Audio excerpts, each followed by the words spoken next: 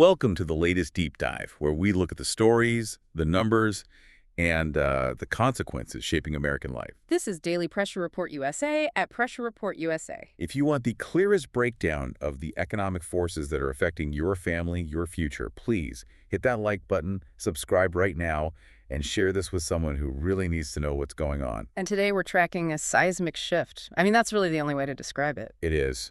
When the most iconic name in American innovation moves its core operations, you have to look past the headlines and just ask, why now? And what does it mean for everyone else? Exactly.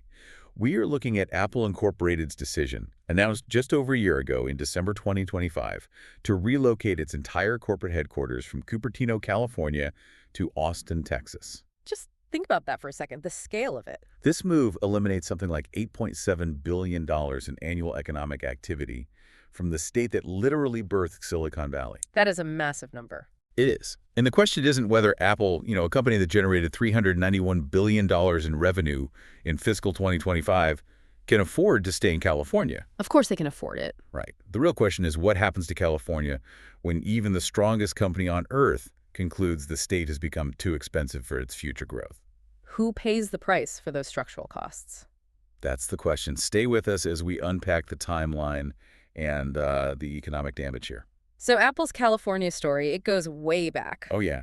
April 1st, 1976, founded in a garage in Los Altos. They moved to Cupertino the next year. And from there, they just grew and grew for decades, culminating in that $5 billion, 2.8 million square foot circular campus. Apple Park, it became a global architectural landmark. Right. It was physical proof that world-changing innovation happened there. It wasn't just a building. It was a symbol of California's technological supremacy. Exactly. And that's what makes the timing of all this so critical. In December 2023, so just 24 months before the big relocation announcement, the company was celebrating the completion of Apple Park Phase 2. A $1.2 billion investment. Right.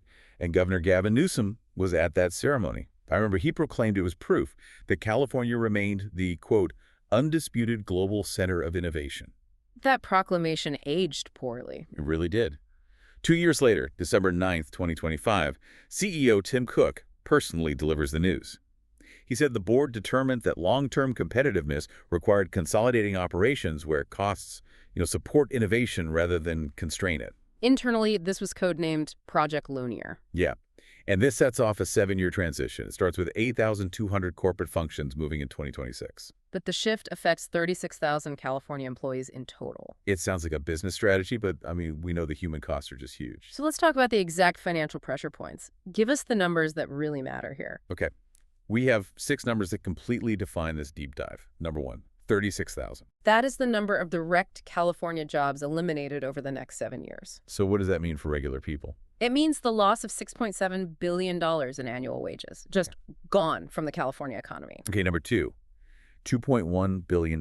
That is the annual tax savings Apple achieves simply by moving its corporate headquarters. California's effective corporate income tax is, 11.3% when you combine it with county fees? It is, and Texas charges 0. Wait, $2.1 billion annually in tax savings alone. What does that number really mean? The sources we reviewed suggest that single line item, that $2.1 billion, was basically enough to justify the entire relocation decision on its own. Wow. Okay. Number 3 is about real estate. Commercial property in Santa Clara County averaged $3,340 per square foot. And Austin's competing area? $420 per square foot. Nearly 3 times the cost. The cost advantage becomes just overwhelming when you scale it up. The difference on their planned 4.2 million square foot Austin campus alone saves $890 million a year. Incredible. Okay, number 4, $750 million. And that's the incentive package. That's the value of the aggressive incentive package Texas offered. It included $420 million in property tax abatements and $180 million for infrastructure upgrades. And California's counteroffer was? $140 million. So Texas aggressively pursued Apple, while California offered what looks like, a symbolic gesture. Pretty much. Okay, number 5 is a consequence, 151,200. This is that ripple effect number. Exactly. Federal Reserve Research estimates each tech headquarters job supports about 3.2 additional positions. So you apply that to the 36,000 direct jobs, and this move will cascade into a total loss of over 151,000 positions across the whole state economy. Over 7 years, yeah. And the final number, number 6, $2.47 million versus $485,000. That's the median home price. Cupertino versus Austin. So what does that number really mean for Apple employees? It means that compensation costs in California are just. They're artificially inflated by housing. Apple's average California engineer salary was about $234,700. While a comparable position in Austin averaged $167,300. That's a $67,400 difference for every single employee. And that results in $1.48 billion in annual compensation differences, driven entirely by the cost of living. It's just unsustainable. So now that we understand the scale, let's look at the drivers. Why is this confluence of events hitting California right now? Okay, but what's the root cause? Is it just politics, or is it pure economic structure? It's structural. We see four interlocking forces here. The first is the sheer tax burden we just talked about. That 11.3% effective corporate rate, it just immediately reduces capital for R&D and investment. The second is the astronomical real estate and compensation cost pressure. To maintain 22,000 engineers in California, Apple had to absorb $1.48 billion more per year just to pay for housing differences. That money isn't funding innovation, it's just funding mortgages. Third, the regulatory environment. A former director of California's Employment Development Department said that the regulatory and cost structure created conditions where even the most profitable companies couldn't justify continued expansion. And the fourth driver, which I think often gets overlooked, is quality of life. Absolutely. Apple's own internal surveys showed 43% of their California employees were citing quality of life concerns by 2025. And that's up from only 18% in 2020. That's a huge jump. It is. Infrastructure limitations, traffic, strained public services. It all made recruitment harder, even for these high-income workers. So when you combine massive tax liabilities, prohibitive real estate costs, out-of-control talent compensation demands because of housing, and a degrading quality of life, you reach a breaking point. You reach a point where growth capital simply shifts elsewhere. That is the pressure point. So let's move to the real-world consequences. Who actually gets hit by 151,000 jobs leaving? It's not just the stock market. No, it's the cities, it's the small businesses, and it's individual families. Let's start with Cupertino, the city Apple called home. Apple Park generated $127 million annually in taxes and fees for the city. And Cupertino's entire general fund budget is, what, $284 million a year? It's exactly. Losing Apple means the city faces an existential fiscal crisis. They're going to have to make severe service cuts or hike local taxes. They're losing almost half their revenue. Then you have the supply chain. Companies like Foxconn Industrial, a product assembly partner, they disclosed that Apple's departure eliminates $2.4 billion in annual California-related revenue. Forcing 4,200 position eliminations. Jabil Circuit loses $870 million. That is the ripple effect, hitting businesses that might never have even known they were directly connected to Apple. And it affects Main Street, too. For sure. Consider a place called Banana Leaf, a popular restaurant in Cupertino. The owner said that 70% of her revenue came from the 12,000 Apple employees at Apple Park. Wow. She said, quote, "When they relocate to Texas, we close." It's that simple, but the most direct impact is on the employees themselves. Take the case of a senior product designer, let's call him Michael Chen. Worked at Apple Park for 16 years, earning over $267,000 a year.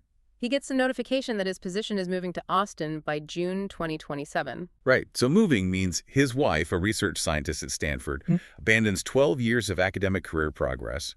His 3 kids leave their schools. Or he stays, and he's got to accept a severance package. A $410,000 severance package, yes, but then he has to compete for very limited design positions in a shrinking market. It's an impossible choice for a high-level employee. Career disruption or uprooting your whole family. And what about those who are not senior designers? The choice is even harder. Consider a single mother, Sarah Martinez, who worked in Apple operations for 11 years, earning nearly $200,000. Her severance is $169,000. That gives her maybe 10 months before her savings are just gone. Exactly. And moving to Texas means leaving her parents, who provide crucial childcare support. The reality is stark. Only 41% of California workers initially accepted relocation. Which means 21,240 people are ultimately separating from the company. 21,000 people hitting the job market. So looking ahead, we need to map out the potential scenarios and what we all need to watch. So what should people watch first? What are the signals? Let's start with the worst-case scenario. This is the cascade effect. Between early 2024 and late 2025, California already lost 47 major tech HQs. Tesla, Oracle. Right. Experts predict Apple's departure will trigger accelerating exits, creating this self-reinforcing momentum. And the two signals to watch for that. First, residential property values in Santa Clara County. They're projected to decline by 18 to 27% near Apple Park. And second, the commercial vacancy rate in the area. Which was already at 23.7%. Right. If that spikes, it signals a crash. Okay, what's the base case? The base case is a split reality. Apple keeps its retail stores, some R&D facilities. They still value the California talent base. But crucially, the company's planned $50 billion U.S. expansion over 5 years directs $38.7 billion to Texas and zero to new California developments. So they keep the talent pipeline open, but shut down the growth faucet. What signals do we watch for that? First, future investment allocation. Any new announcements from Apple, Oracle, or Tesla, if they are all outside California, the base case holds. And second, we watch for California's policy counterresponse. The state needs to make fundamental policy changes to address why its costs are 40 to 60% higher than competitors. Okay, and the best case scenario? We call it muddling through. This happens if the economic shock forces the state legislature to finally address the core infrastructure and housing crisis. So the state retains its symbolic R&D presence and the outflow slows down. The two signals here. First, housing construction starts in the Bay Area. Are they actually building enough affordable housing to bring that median price down? And second, traffic and transit improvement metrics. Is the state improving the quality of life that 43% of employees complained about? To wrap this up, Apple's departure isn't a sign of corporate failure. It's a sign of a fundamental economic imbalance. The state that pioneered global tech leadership just couldn't compete on basic cost structures and tax incentives. This move creates a fiscal existential crisis for cities like Cupertino and triggers over 150,000 direct and indirect job losses across California. The question now is not whether Apple survives. It's what remains of the mythology of Silicon Valley. A powerful pressure point. We want to hear what you think. Head to the comments now and tell us two things. First, where are you watching from and what are you seeing locally? Are you seeing major HQs leaving your state? And second, do you think this situation gets better or worse in the next 6-12 months, and why? Let us know your perspective. Thank you for diving deep with us. Be sure to subscribe and share this information. We'll be tracking these consequences every single day.